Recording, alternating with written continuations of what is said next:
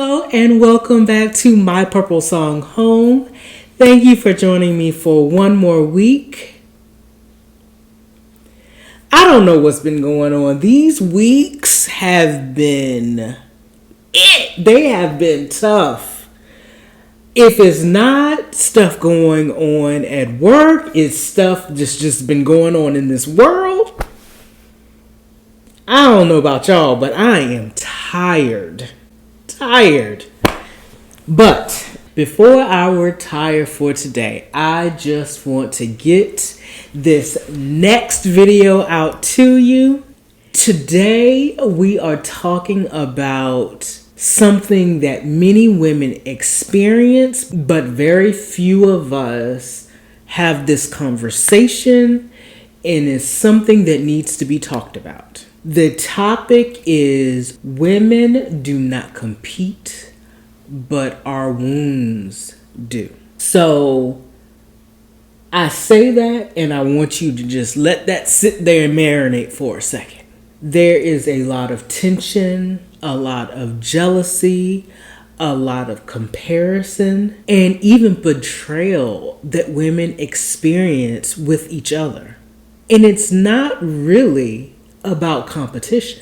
It's about unhealed wounds. And since it's Women's History Month, and each week I've been doing different topics concerning women, I think it's a very important conversation that we need to have.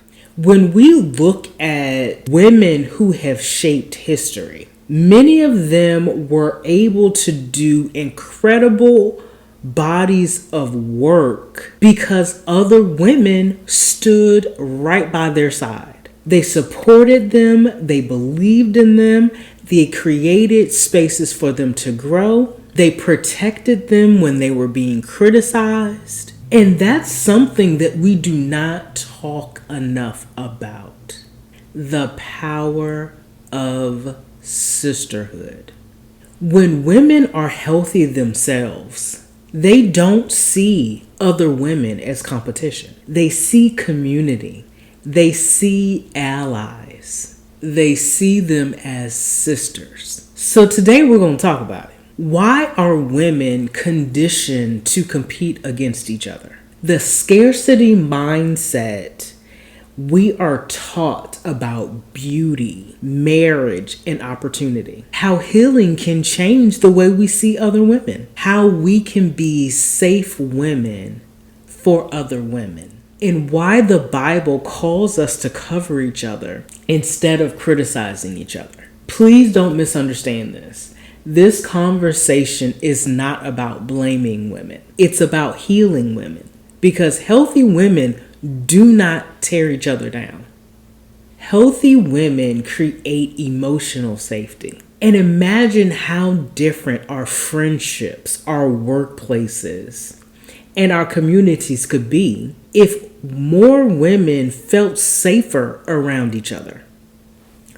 Go grab your snack, meet me back on this here couch, and we'll talk about it.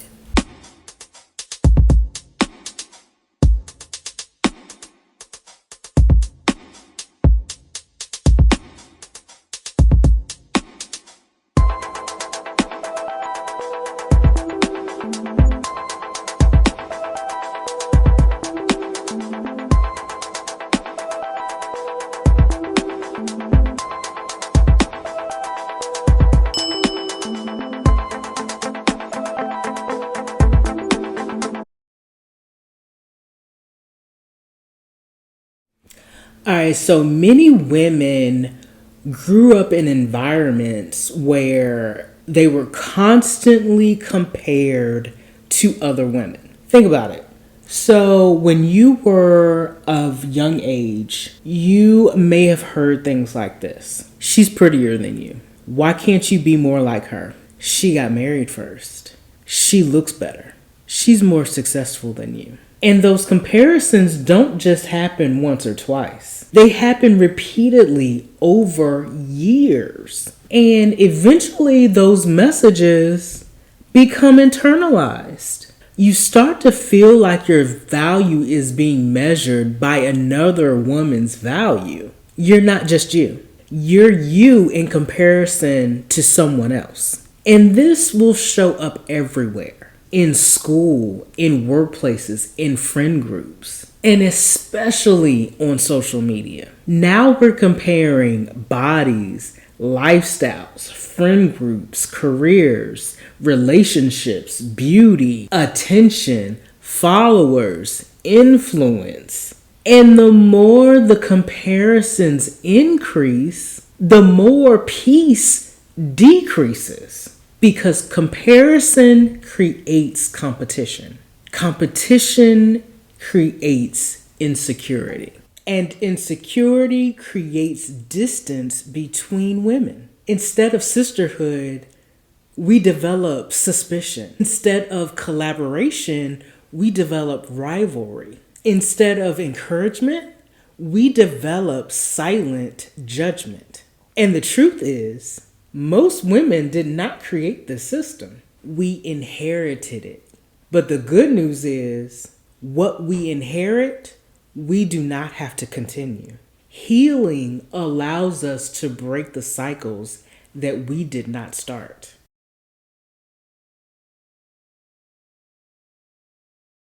One of the biggest lies women were taught was that there is not enough to go around. Not enough good men, not enough attention, not enough beauty, not enough opportunity, not enough success, not enough influence. So women, we subconsciously start believing that. If she wins, I lose. If she's admired, I'm overlooked.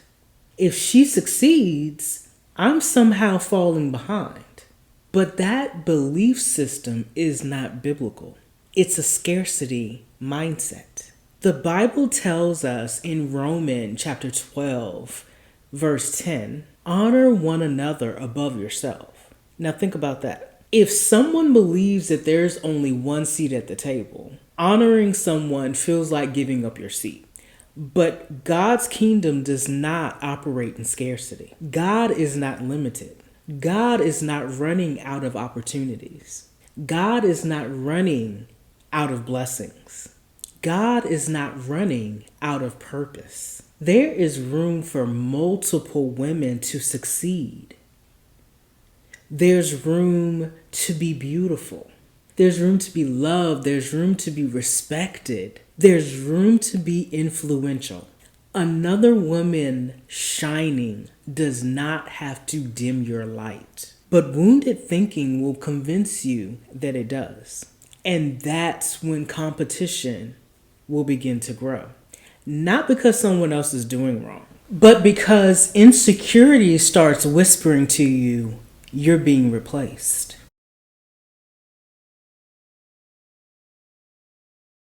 Now, I want to be real for a moment. Many of us have experienced situations where other women competed with us in ways that were painful. For example, I have experienced working with women and rumors were started about me. And sometimes the truth is that the reason is because people like working with me. I'm naturally personable. I'm very direct and straightforward with people, and that naturally helps me connect with people. And sometimes people struggle with that. Instead of asking, how do you grow? They try to tear down what they don't understand. And what I want to say carefully here is that it's not because the women that are tearing down, it's not because they're bad people. It's just because they're not happy with themselves. When someone is unhappy in their own skin, they can struggle to be open and authentic or vulnerable with others. So people don't really know them. And when people don't know you, it can create distance. And instead of doing the work to grow, they try to control the environment instead. Another situation many women experience is the friend group dynamic. You know, where somewhere in the groove, another woman starts talking about the other woman. You know how it goes. Trying to slowly turn one woman against another woman. Sometimes it works, and it can hurt. It can hurt deep. But here is something that I had to learn. If someone can be turned against you that easily, without coming to you, talking to you about something that was said, they were never your friend to begin with. Real friends do not believe rumors about you. Real friends ask questions. Real friends come to you directly. Real friends protect your name when you're not in the room. That's what real sisterhood looks like. Another dynamic that women can face is about female leadership. Sometimes you can work for a manager who feels threatened by your strengths. Maybe it's your confidence. Maybe it's your creative abilities. Maybe it's what you are capable as an employee. Maybe you connect well with people that manager just can't do. And instead of celebrating those strengths, they try to belittle you or knock you down a peg or two, or they try to minimize your voice. I've seen where women interpret another woman's strength as disrespect. But strength is not disrespect. Confidence is not rebellion. Sometimes what's really happening is this. Your confidence is confronting their insecurities. And insecurity can feel very uncomfortable when it's exposed. So insecure leadership often tries to control what they feel threatened by. But again, this comes back to wounds. Unhealed wounds often show up as control, criticism, competition.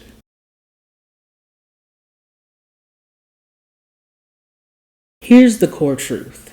Healthy women are not in competition with other women. That's just fact. But wounded women often are.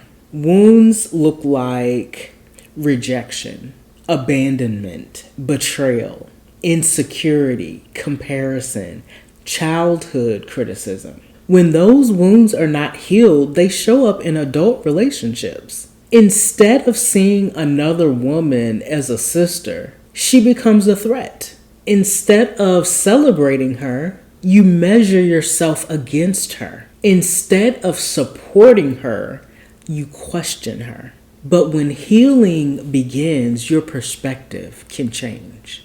Instead of asking, what does she have that I don't? You can start asking, how can I celebrate what God is doing in her life? Healing changes the way you see people, and it especially changes the way you see other women.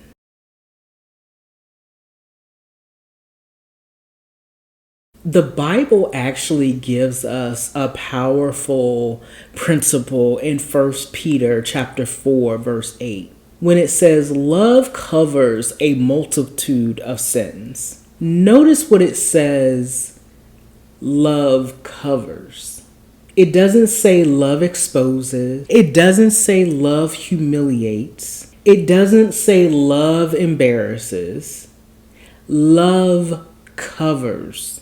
Healthy women don't look for opportunities to embarrass other women. They protect them. They speak well of them. They correct privately instead of criticizing publicly. Imagine how amazing and powerful communities could be if we started living like that. Instead of the gossip, there would be protection. Instead of the jealousy, there would be celebration. Instead of competition, there would be collaboration. That is biblical sisterhood.